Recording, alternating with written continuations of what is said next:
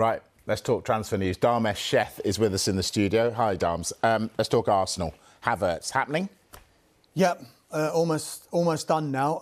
Kai Havertz completed his Arsenal medical over the weekend. It was abroad where this medical happened. It was to do with the player's schedule. So Arsenal went to Kai Havertz to do that medical, and he'll finalise that move in the coming days. Just to confirm, we think the deal is worth around £65 million, maybe a little bit more, including add-ons as well. Bear in mind, Chelsea paid £75 million for him. So I think both parties will probably be quite pleased with this deal. Arsenal getting someone who obviously Mikel Arteta feels can fit in to the way he wants to play, and Chelsea recouping quite a large chunk of the £75 million that they paid for him. But it should be announced in the coming days, this one now. Kai Havertz making that move from Chelsea to Arsenal. Well, we know Arsenal fell in the final straight last season, so need to strengthen the squad. Anybody else coming in?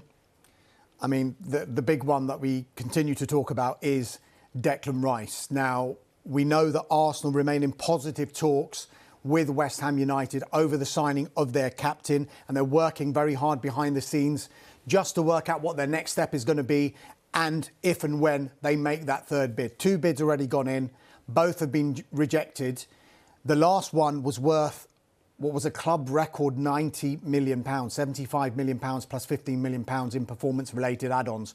Their previous transfer record still stands with Nicolas Pepe. Back in 2019, they paid Lille £72 million for him. We think, though, that West Ham want closer to £100 to £120 million for Declan Rice.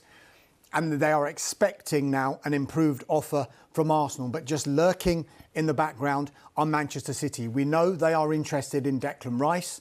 However, they have yet to make that bid formal. So the interest is there, but the formalisation of that interest in the form of a bid has not happened as yet. Now, it's one of those situations where what do clubs do? Do they simply just go out and bid for a player, or are they waiting for some kind of encouragement, maybe from the player or the player's camp, that if they were to make a bid, that the player would be interested? I'm just wondering whether Manchester City are waiting for any kind of confirmation there, because one source has told us that Declan Rice's preferred destination remains Arsenal. But of course, we know in football that can change. If somebody like Manchester City or Pep Guardiola especially go in for a player, how difficult would it be for someone like Declan Rice to turn down those advances? But then you've got to think of it from a human perspective as well. He's got a young family, has Declan Rice. He's settled in London.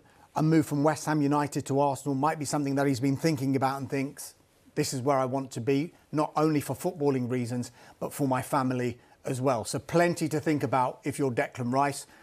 And he might have even more to think about if Manchester City do indeed come in. But I think Manchester City's interest works in West Ham United's favour. Because if there was only one show in town, they can't really create that bidding war to get up to that £100 to £120 million that they want. Arsenal, of course, don't want to go that high. But if there's another club involved, they will then have a decision to make. How high do we go for what is effectively their primary target? There is another player that they're interested in as well, and that is the Ajax defender, Jurrien Timber. We are told that talks are ongoing between both clubs. We're told talks are positive as well. Personal terms not expected to be a problem. And in this case, rather like Declan Rice as well, the understanding is that Jurrien Timber wants to make that move to Arsenal. He's got 2 years left on his contract, I think, so it'll be the optimum time, this window, for Ajax to maximise that transfer fee. But it's that transfer fee where there is a little bit of negotiating to do. We think there's a gap in valuation. If Arsenal can find a compromise, then that one looks like it could happen as well.